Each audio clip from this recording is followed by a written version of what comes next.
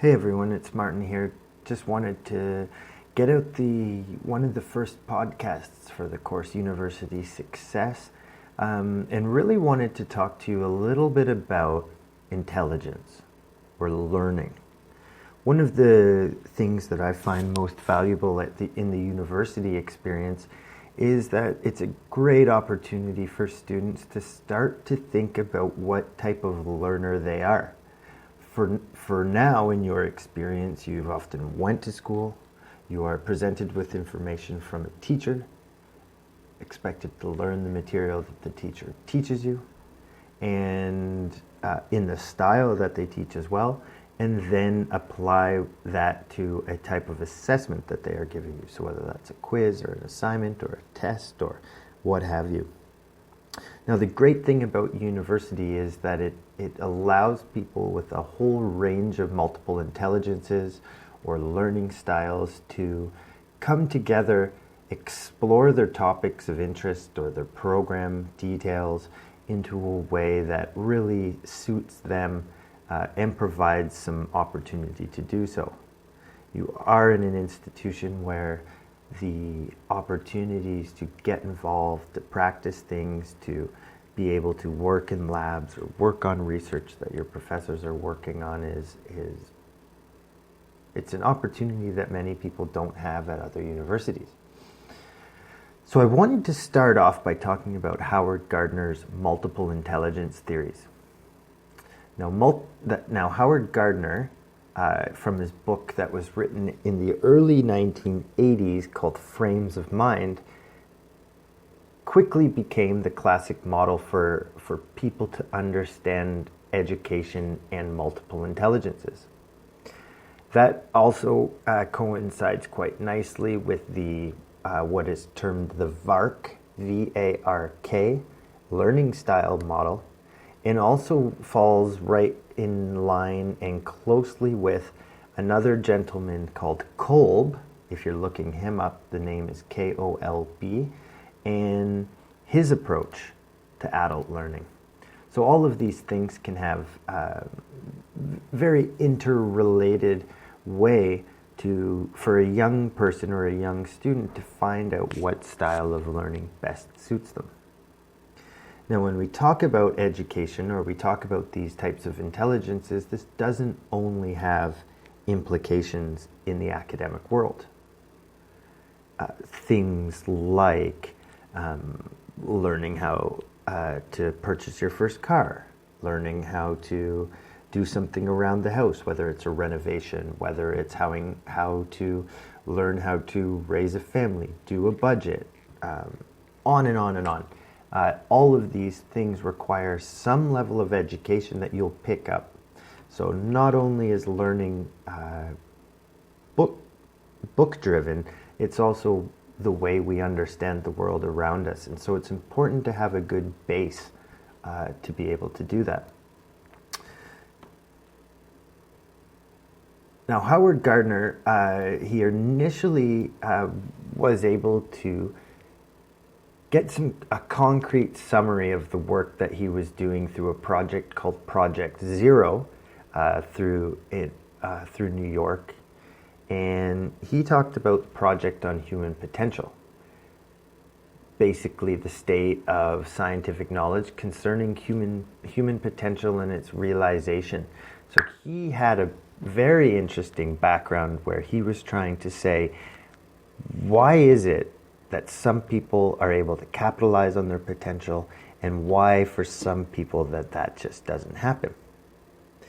And he was able to lay out a very nice list of 7 multiple intelligences that have a range and cover a really nice variety of different people's learning styles or their intelligences.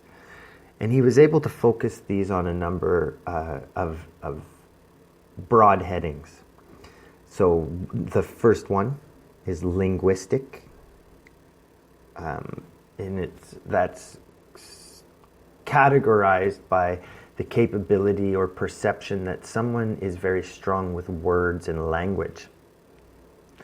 Next is logical or mathematical. So these are people who are able to see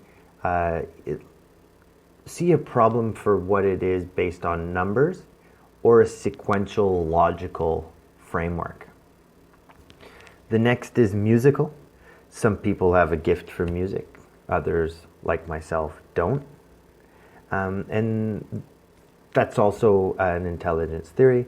The next is bodily or kinesthetic.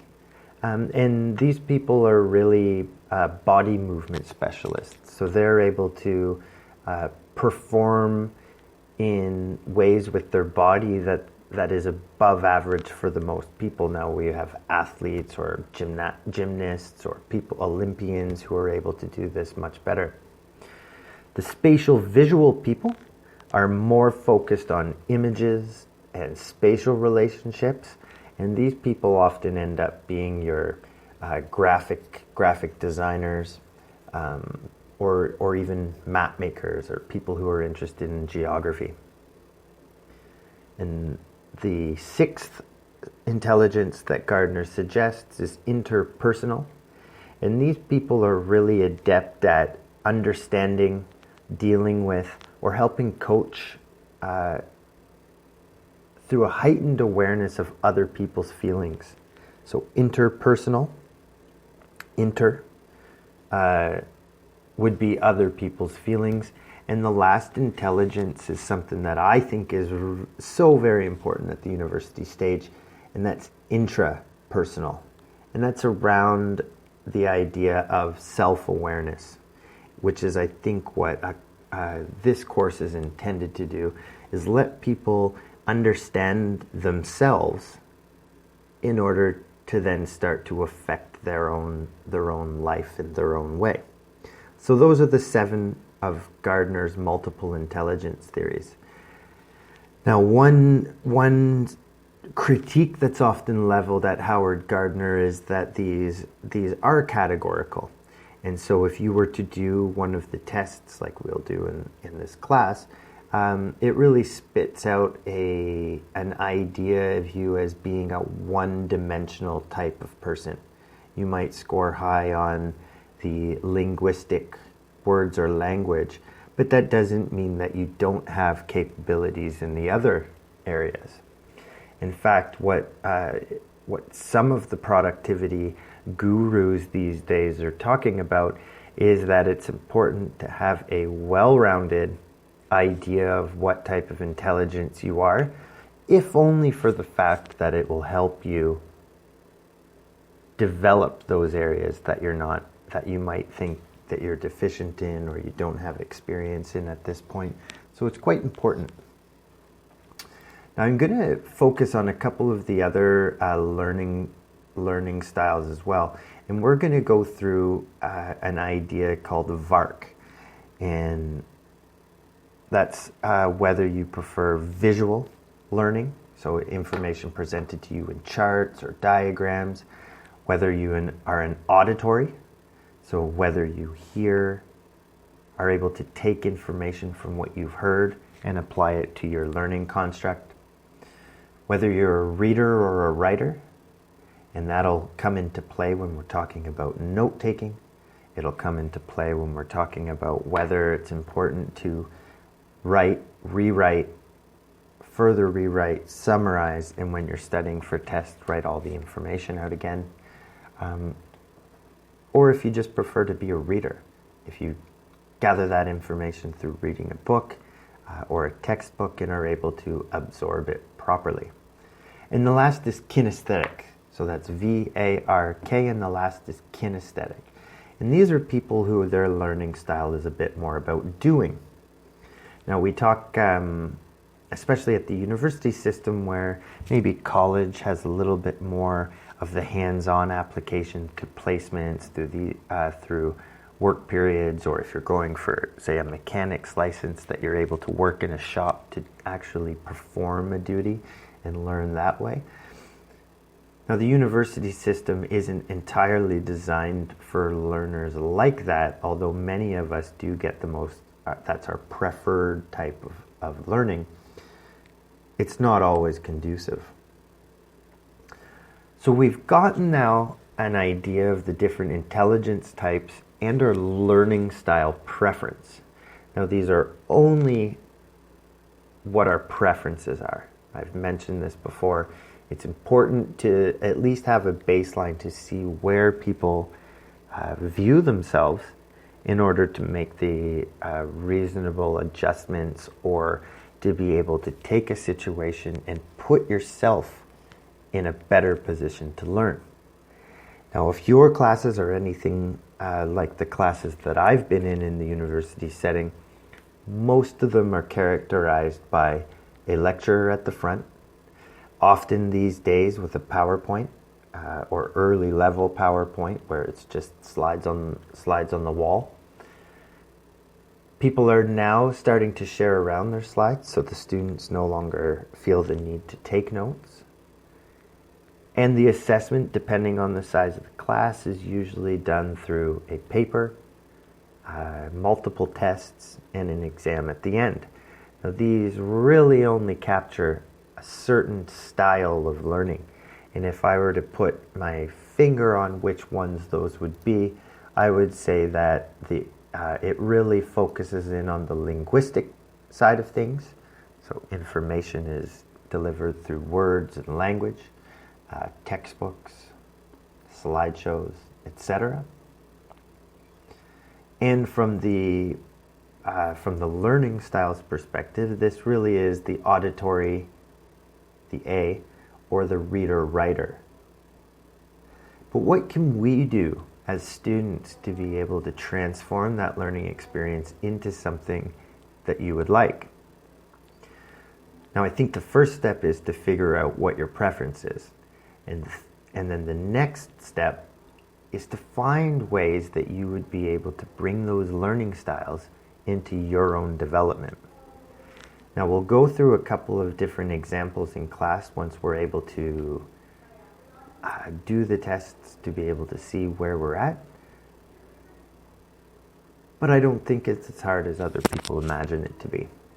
For instance, one way of delivering information that isn't reader-writer is to record the information. So, for instance, this video or this recording now is about 12 minutes long at the current time, and it does have an auditory learner's preference in there.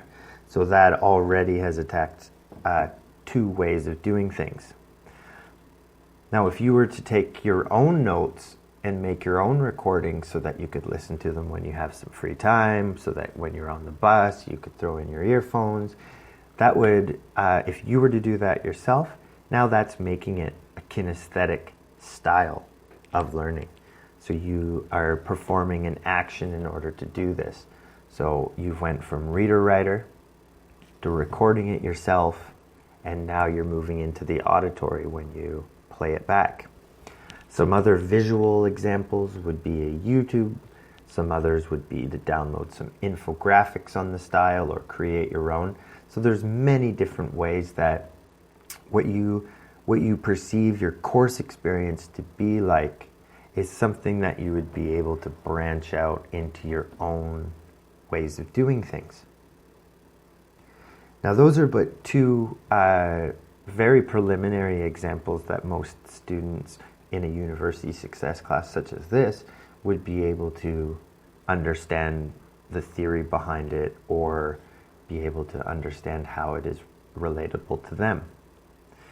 I'm going to enter into another type of idea, that is the personality test.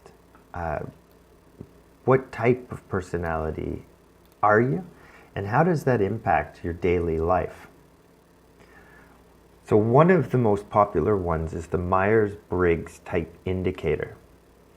Now what this is, it's a questionnaire that's designed for you to be able to analyze yourself and be able to come up with an idea of who you are based on a list of questions in this questionnaire.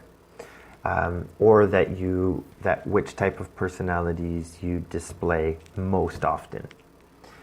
Now, these are, it's very popular in psychological circles, and it's also very